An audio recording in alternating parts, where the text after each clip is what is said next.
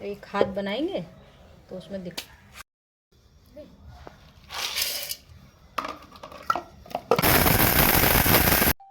Hello friend, कैसे हैं आप लोग।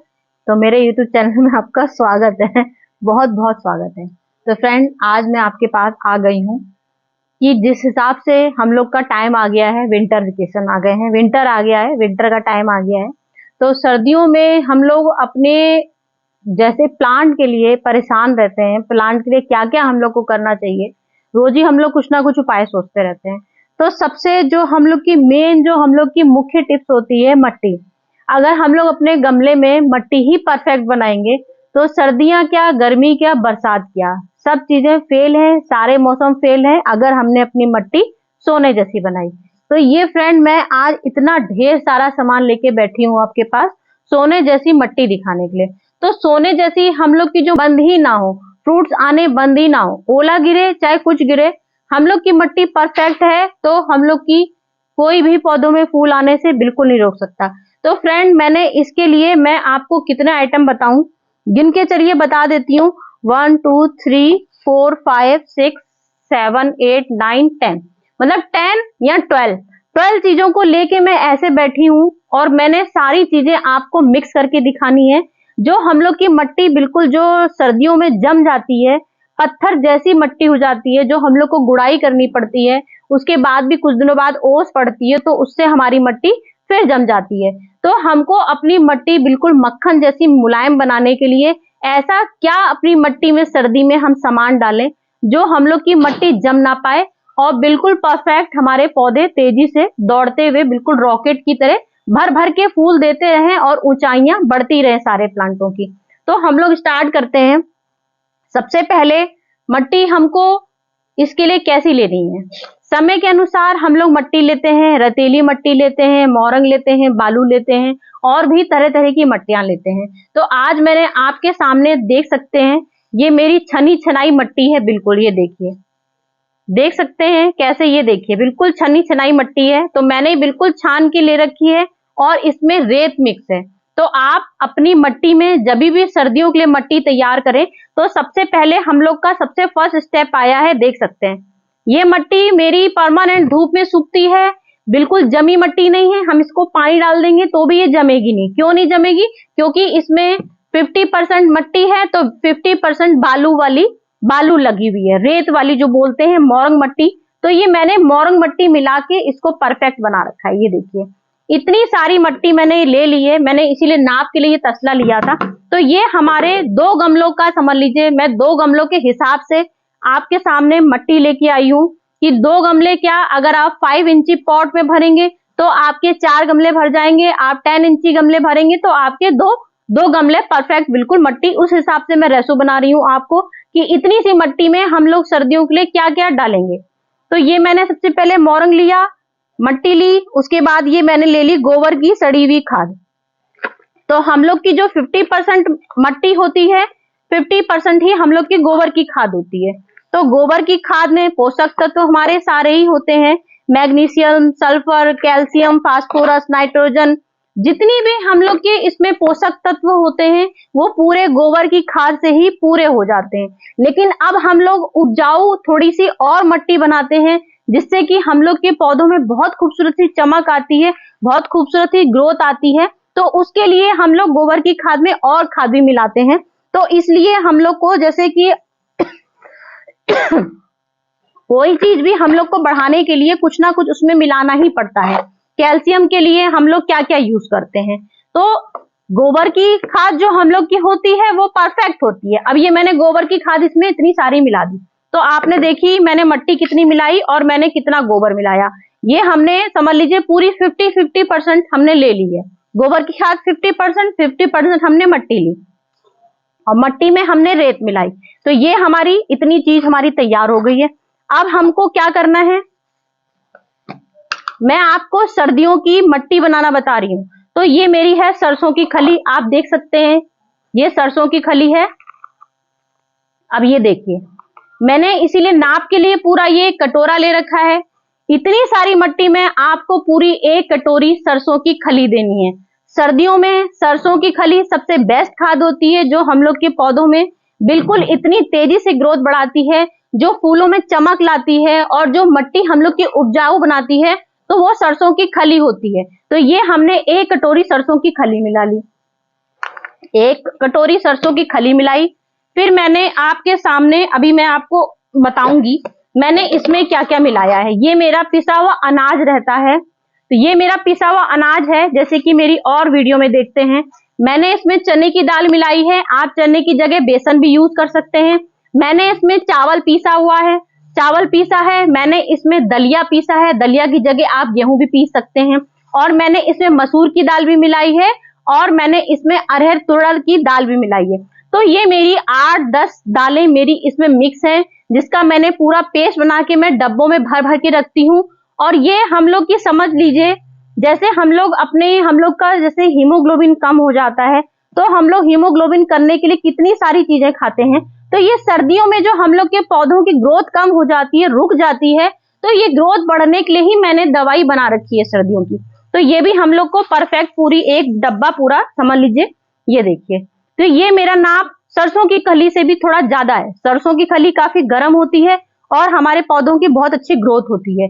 और ये हमारे ग्रोथ के फल, जो मोटे मोटे फल आते हैं, चमकदार आते हैं, पौधे मुरझाते नहीं है, मरते पौधों में भी जान डाल देता है। तो ये मैंने अनाज लिया है पूरा 1 कटोरी, पूरा 1 कटोरी मैंने इसमें अनाज मिला लिया है। मैं आपको ये खाद इसलिए मट्टी बना के दिखा रही हूँ, क्योंकि आप जानते हैं सर्दियों में हम लोग की मट्टी काफी नमी होती है, और हम लोग पानी बहुत सोच समझ के हम लोग को डालना पड़ता है। सूरज की रोशनी भी कभी कभार 2-2 दिन तक नहीं आती है, तो ये सूरज की रोशनी नहीं भी आएगी और हम लोग पानी नहीं भी देंगे, तो भी हम लोग की पौधों में रोकथाम बिल्कुल नहीं होगी। क्योंकि जब हमारी मट्टी ही इतनी उपजाऊ बनेगी, मट्टी में ही इतने पोषक तत्व भरे पड़े हैं, तो हमारे पौधों की ग्रोथ कहीं से रुकी ही नहीं सकती है। तो ये मैंने पूरा अनाज डाल दिया। अब ये आप देख सकते हैं कंपोस्ट। तो ये कंपोस्ट आप सोच सकते हैं कि मैंने कौन सी कंपोस्ट ली है। मैंने किचन कंपोस्ट ली है, जो मैं पूरी छत में, आपने मेरी अक्सर वीडियो में देखा होगा, पूरी जगह जगह मैं छत में पूरे छिक्कल सुखाती हूँ। इसमें सारे मेरे सारे छिक्कल है, मतलब सारे फ्रूट्स के छिक्कल हैं, सारे सब्जियों के छिक्कल हैं, सारे जो हम लोग के गार्डन की जो पत्तियां होती हैं वो पत्तियां हैं, तो वो ढेर सारी। और इसमें नीम की खली, नीम खली भी मैंने मिक्स कर रखी है, क्यों जो मेरी हरी नीम जो होती है वो भी मैं सुखाती हूँ, तो नीम की पत्तियां भी हैं इसमें। तो ये समझ लीजिए इतना ढेर सारा मैंने बना रखा है पेस्ट इसका, और ये भी हमको पूरा 1 कटोरी लेना है। तो ये हमारी पूरी किचन कंपोस्ट है, जिसमें हमने नीम की पत्तियां भी मिला रखी है, फ्रूट्स के सारे छिक्कल मिलाए हैं। ये देख सकते हैं, ये पूरा भर कटोरा हमको इसमें ये डाल देना है। ये इतनी हिस्सा हो गया मेरा, इतना हिस्सा ये हो गया। अब हमको क्या लेना है, चूना। कैल्शियम के लिए सबसे ज्यादा हम लोग का होता है चूना, जो हम लोग की मट्टी बिल्कुल भी सड़ने नहीं देता है। और जो सीलन आती है, सीलन से हम लोग की मट्टी डेड होने लगती है, और छोटे छोटे स्लग उसमें अपने आप ही पैदा होते जाते हैं। ऐसे कीड़े पैदा होते हैं जो हमारी धीमे धीमे जड़ों को खोखला कर देता है। तो ये चूना जो होता है हमारा सबसे बेस्ट हमारा, बिल्कुल मट्टी को कहीं से मरने नहीं देगा, जड़ को कहीं से खोखला नहीं होने देगा, मट्टी प्लांट में बिल्कुल ग्रोथ बहुत तेजी से बढ़ाएगा।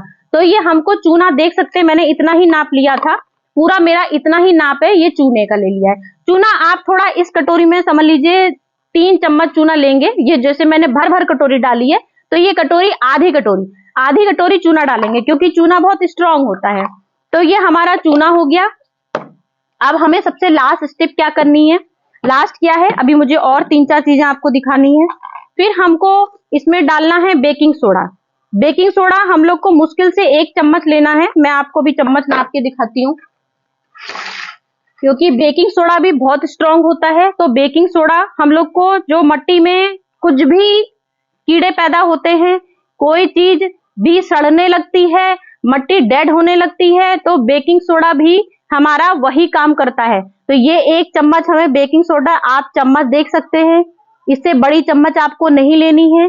देख सकते हैं मेरी कितनी चम्मच है, इससे ऊपर निकलती भी है, पूरी भरी हुई है, लेकिन मैंने छोटी ही ली, क्योंकि बेकिंग सोडा होता है वो खाने का सोडा ही ये मैंने लिया हुआ है। तो ये 1 चम्मच हम लोग को ये सोडा डाल देना है।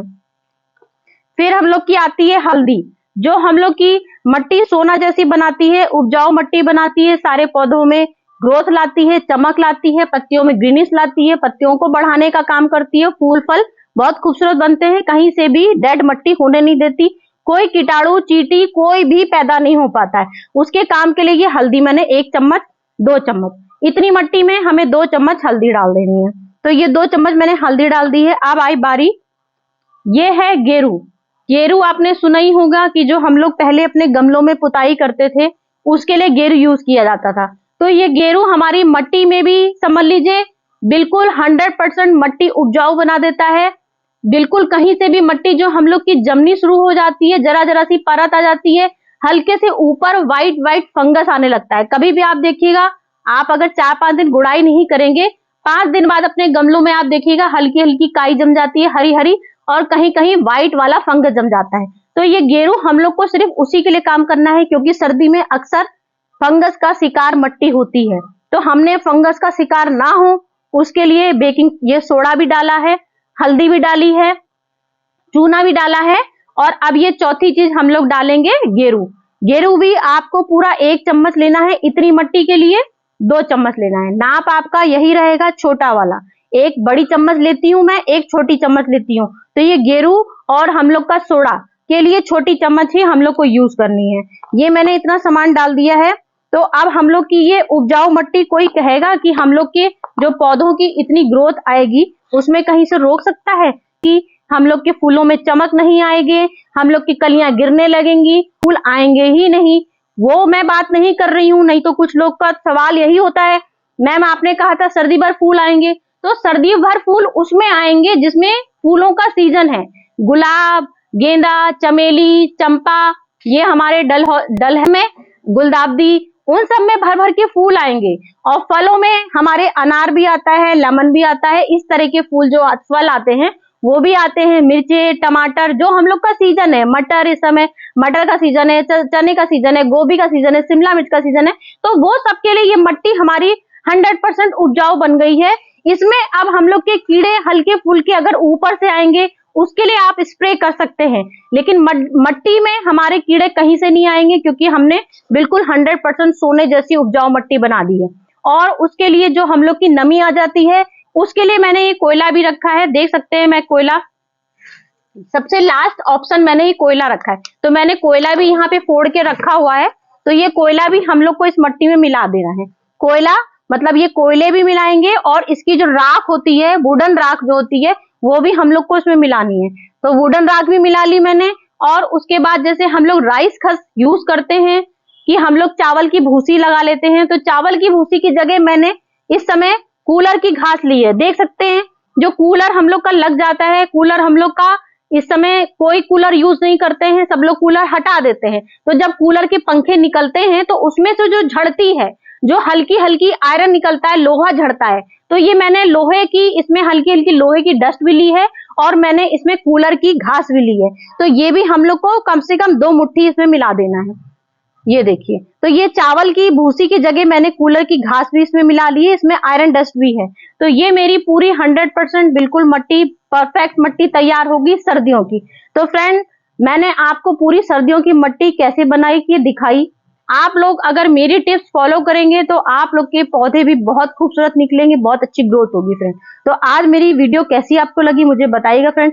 फिर मैं नेक्स्ट आपके पास बहुत अच्छी टिप्स लेके आऊंगी।